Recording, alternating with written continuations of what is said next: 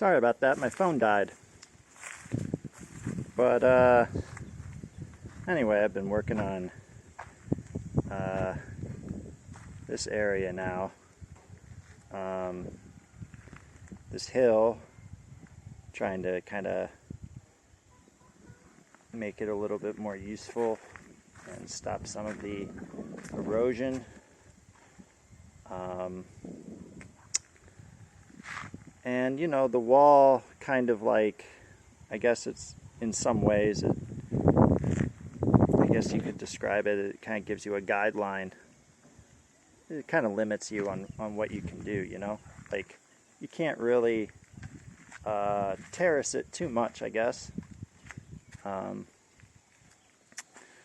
I'm just kind of doing a simple terrace here. Just put that coconut in yesterday, and I'm gonna plant some sugarcane here. I don't really know much about growing sugarcane. I did a little bit of research, and I did that yesterday, but I don't know, I'm gonna dig it up and redo it a little bit. But so we got a coconut. This is like a short coconut. Maybe it'll grow to like up to here. And this is a tall coconut. That'll get really tall. I don't know if I'm going to keep what's going on here. I might continue the little rock walls, or I don't know, I haven't really figured that out yet. But the impetus is I have all this sugar cane down there, and I kind of want to chop it and replant it. But then I was reading some things about the sugar cane, and I don't know, maybe I've changed my mind. I'm not really sure what I'm going to do, to be honest. Most of the stuff that we tried to do on this side of the hill, I mean, the orchids look good. The orchids look okay. But most of what I tried to do on this side of the hill hasn't really worked out. It's kind of a challenging landscape there. Like, I mean, it's just me. There's really only so much I can do. So I've just kind of left it. But I think I have decided I want to plant a jackfruit tree basically like right there. 2 meters from the wall and 3 meters from this. This is a Cebucha tree, which I don't even really know if that's an English word or a Vietnamese word. That's just what Phung An calls it. Sapota might be the Spanish word for it. I don't know. I don't know much. It's my hammock that I hang out in. So this was my main focus. After we first built the house, as you saw in my previous videos, everything was just kind of like a Mars-like landscape. And it was so hot, you know? And my goal was just kind of to get as much greenery in here as possible, to try and just cool it off. I mean, it was just baking. The sun was reflecting off the ground, and it was just baking this side of the wall here. So, you know, the main purpose of all this stuff, really, the bananas, the sugar cane, was just to try and cool this area down and kind of create a climate where you could grow more sensitive plants. So I grew a lot of grasses to begin with because grasses are so strong. This is lemongrass, a big old lemongrass, and that's lemongrass over there. And this is a tall coconut, and this mango is going to get chopped. It's too close to the coconut. You plant things too close to each other, and then you know, because 50% of the time they die anyway.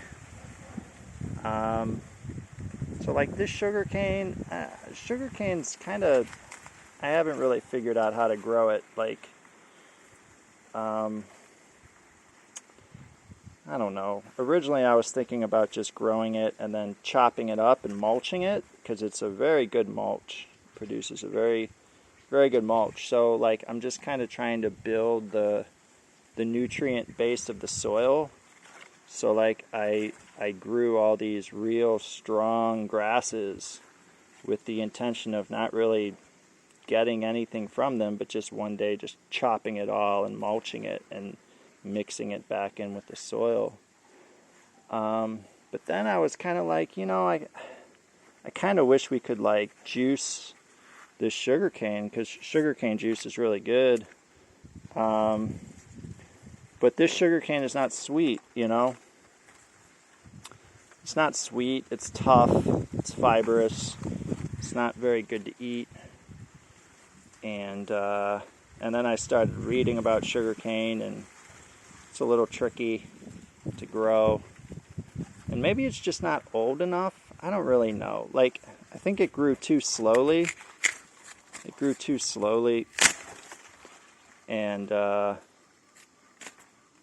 became fibrous because it grew too slowly. But I think it gets sweet at the end of towards the end of its life cycle, which it takes like 18 months.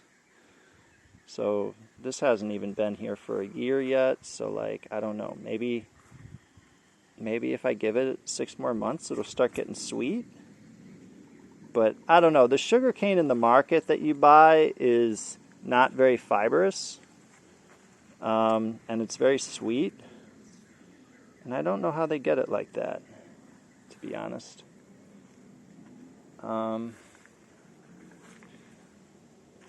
So I'll have to, at the very least, I can just chop it up and mulch it. That was the plan from the beginning. It's custard apple tree. Like, so we planted all this short term, like this is bao, and there's pumpkin, and there's just all these sorts of vines and stuff, pea plants, just easy growing stuff. But then I kind of grew like, also like, that's a papaya, you know, papaya. So the intention was always just to like build this as a shelter from the sun, grow hardy grasses, and then some more delicate plants, like I got tomato plants here. Some more, I mean, tomato's a pretty strong plant too. It loves the sun and the heat. I got ginger, got some green onion in there.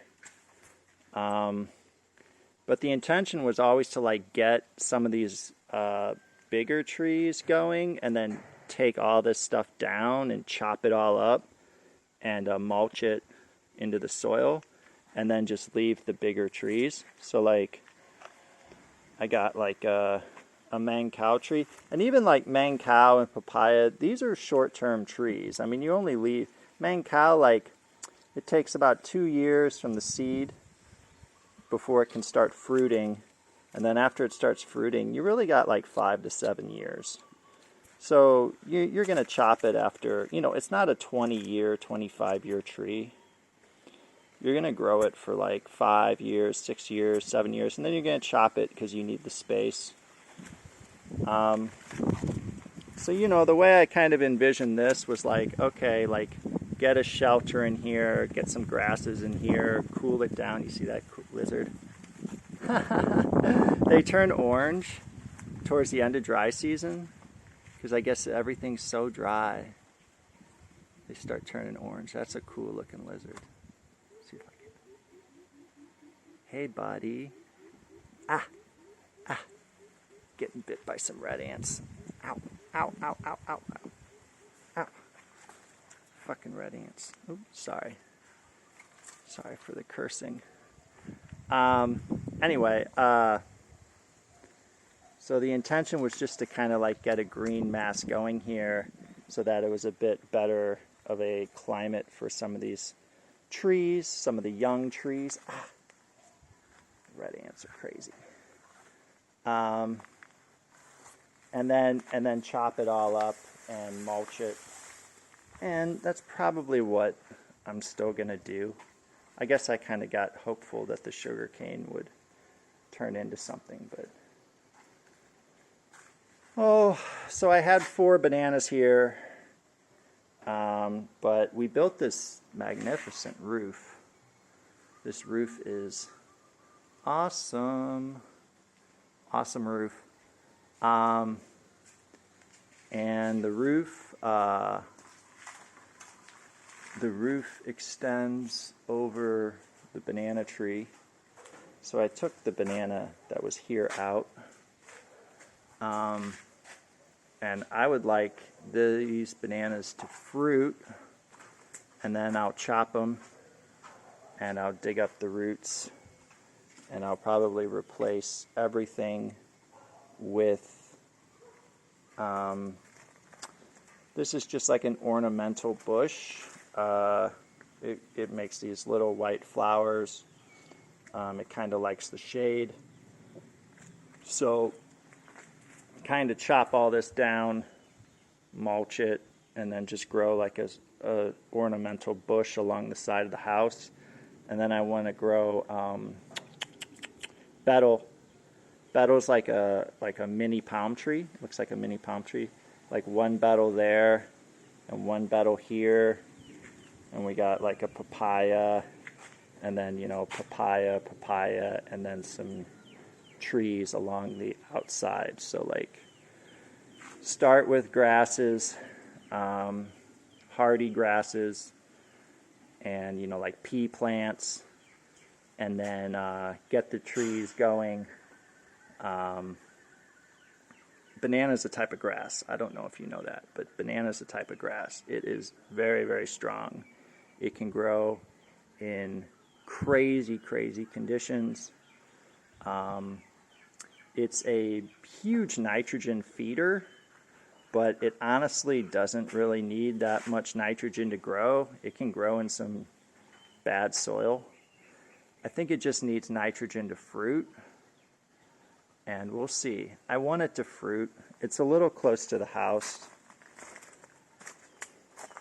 It's a little close to the house, and I want to get them out of here, but I would like to get them to fruit first, and then chop them, and then mulch them. This is passion fruit. I planted this actually, so passion fruit season, the season for the fruit is in like, maybe August or September.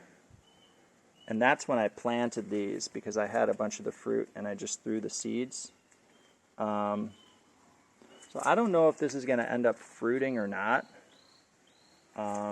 There was a bunch, and I ended up pulling up quite a bit. I mean, they're growing all over because I just threw the seeds everywhere. But I don't know if they're going to fruit. But I'm going to wait until the season to see if they fruit before I chop them. I think that's more passion fruit back there. Like I had a bunch of tomatoes growing here that I pulled up. Papaya, leaving this papaya in here. It's a nice looking papaya. This is a betel. So this is probably a little bit too close to the house. I'd probably prefer it on this side. But I think what I'm going to do is I'm going to leave that one there and grow another one here and another one here, and then have in there. You can see this, what's going on here. I don't really take care of this garden. I'm a pretty lazy gardener. But there's some vegetables in here and stuff. This is kind of a weird looking pumpkin. I don't know what the heck's going on there. But we got papaya. I'll probably chop that papaya. Once the tomatoes stop fruiting, I'll pull all that stuff up. I'll pull up the ginger. That's Rao Knot. Rao Knot. I like Rao Knot. It's pretty good. You can blend it and make like a soup out of it. look at that. That's a big round knot plant. I didn't know that was in here. This is mung toi. It's like a spinach. This is wormwood. And then a bunch of ginger in there. Just a bunch of ginger all over the place. So, I don't know. Maybe in like a month, I'll dig all this stuff out and redo it. Maybe keep this cage, maybe get rid of it. I don't know. But like that needs to get able to grow. That needs to be able to grow. So, oh, we got like, you know, pepper plant, bam, pepper plant. We got stuff like that. We got all types of stuff like that in here. I don't even know. It's been a while since I've been in here. I've been working in the back. Anyway, it's mostly just for the shade. And the shade is nice. See, I made it. The shade and my little lizard friends. Maybe we can find another lizard friend. All right, moving on. This is Lama, which is a great, very good for the stomach. I just eat the leaves. It turns your whole mouth black, which is not, you know, great, but it's really, really good for the stomach. Got more sugar cane here. Got a lime tree. Got a lime tree with another lizard. Oh, let's see. Oh, look at that. Right there. Nice lime. Oh, I lost my hat. Lime tree. And this is, this garden's, what's the word? Derelict? I don't know. This garden is basically just weeds at this point. We had some tomatoes growing. We got like a little tomato down there. But it needs to be redone. I don't even know if we have any. Sometimes there's like a pumpkin hiding somewhere. I pulled out a pumpkin the other day and it was really good. I don't see any. There we go. Bam. That's obviously some bananas, which is pretty cool. There's a lot of different types of bananas, like, and I don't really know which trees are which, you know, like what types of bananas these trees are. But looking forward to eating this one. I need a stick. I keep saying this, but I need a stick to prop up the tree because it gets super heavy, these bananas. But looking forward to that. Got some basil. Got a lot of basil everywhere. Oh, do we have any pumpkin here?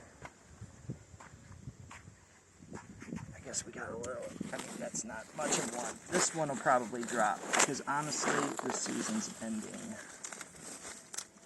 And all the little pumpkin buds drop when it's not the season. They can still grow, like the plant can still grow, but the fruit just turns brown and dies when it's not the season. And I'm still figuring out the seasons here. I don't really understand what you can grow when. So, you know, you plant something and then it just never fruits. And then you know it's not the season. Pretty excited about this one. I'm watching this one every day. Got little custard apples here. I love these. This is my favorite fruit. So this tree we bought and it was already 2 years old. This is a Thai mango, this is a Thai version of the custard apple, which I don't like as much, but it's the first one to fruit, and I'm pretty sure everything, well, I think there's a couple custard apple trees that we bought as trees, but all these custard apples, like this one, papaya, but this one, these we all grew as seeds, which basically nobody does, because you know, it takes 2 years before they'll ever start fruiting, and most people just don't have the patience for that. And also, like, if you grow it as a seed, you don't know if the fruit's going to be any good, you know? So it's just, nobody grows it as a seed. But what they do grow is clones. So, you know, everyone buys the same genetics, you know? And I think that's, I don't like having, I kind of like genetic diversity in the things that I'm growing. Even if it doesn't provide the best tasting fruit, I'd rather have a diverse group of genetics. And I don't know, maybe in 2 years I'll be totally regretting that. But if you have homogeneous genetics, then like a disease can come through and just kill them all, or, you know. That's a short coconut. This is another short coconut. One of them's male and one of them's female, and I think the male ones don't produce hardly any fruit. And but I don't know, maybe that's symbolic, because one of these is mine and one of these is Phung An's.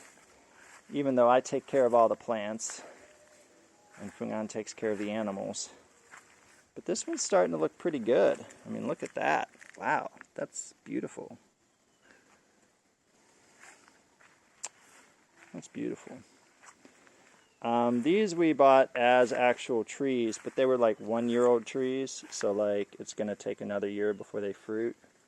1, 2, 3. And I don't know, this one never looked good from the beginning. It always kind of looked weird. I don't know what type of Mang cow this is, but it just doesn't look that good to me. I built this fence because I want to get some rabbits, and I need to keep the dogs away from them. So I built this fence, saw salvaged wood, found a tree in the forest that was dead but not too decomposed, pulled it out, chopped it up, planted it, and then this was all wood scrap wood that I found on the side of the road, I don't know, a year and a half ago. That was just sitting in the garage, and I was able to get that together. That we had from the apartment in the city. Man, it's hot out here.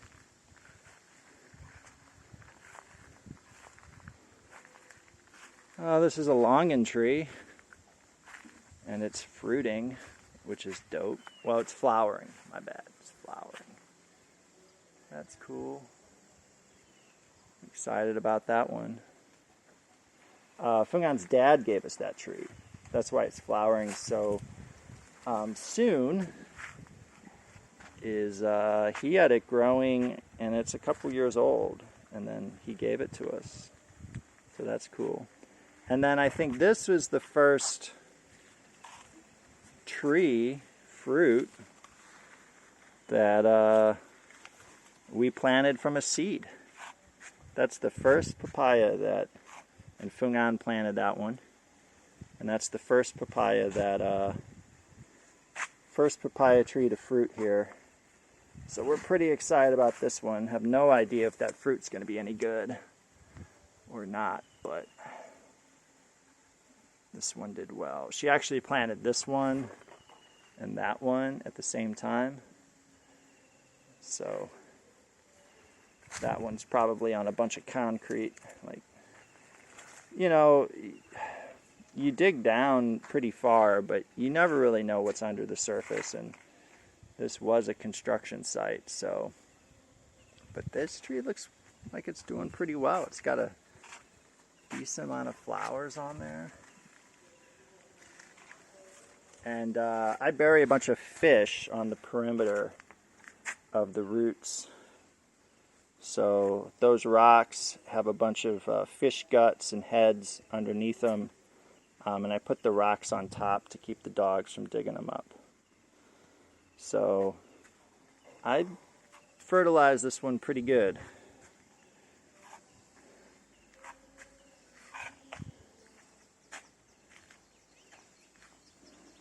Man, it's hot. All right, well that's pretty much the lemongrass. That's pretty much it. It's coming along. Look at that roof. Oh yeah, that's a great roof. I'll show you what happened to the cashew tree. Look at, there's our puppy.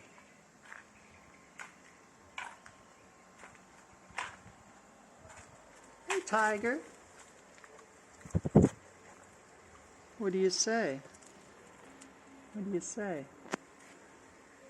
Says it's too effing hot out here. This is all of our cat. This is what I did to the cashew tree. Chopped it all up. And we've been cooking with the firewood. It's just wood to cook with. And we cook. I made a little oven here. And I've roasted chicken in here. Haven't done that in a little while. But that makes some pretty good stuff. And then we cook some stuff on there. So we try and cook outside, which we haven't been doing lately. But and the other day I ran a new water line. This looks a little comical. How high this one is. It's comically high up, but I think what I'm going to do is I'm going to build like an outdoor kitchen counter and cabinets. I'm going to like do a brick thing up and then like a stone countertop, and then this will probably be a sink underneath here. Right now we just... But I did this yesterday and it was a bit of a pain in the butt. I had to dig the trench. There's already a water line that I put in there underneath the concrete, and then it goes around the side of the house to the front. So I had to dig this up and make a connection, run it here to there for eventually the outdoor kitchen that we'll build. We'll like I said, we'll build like a kitchen counter, sink, place to cut vegetables, and some cabinets underneath to like store stuff, and then like a stone table and some chairs, and then I'd like it to make like a brick oven over here, like build all this stuff up to a brick oven, and then we can use the wood to like make pizza. I'd like to bake bread. I'd like to start baking bread, but that's kind of I got a lot of stuff on my plate. So I'll just kind of show you around the side of the house here. This is where that water line goes. To here. Through there. And into the house. So there's one water line that comes out of the house. We got a faucet there, and then it goes all the way around the house, and we got two faucets over there. So So, all right.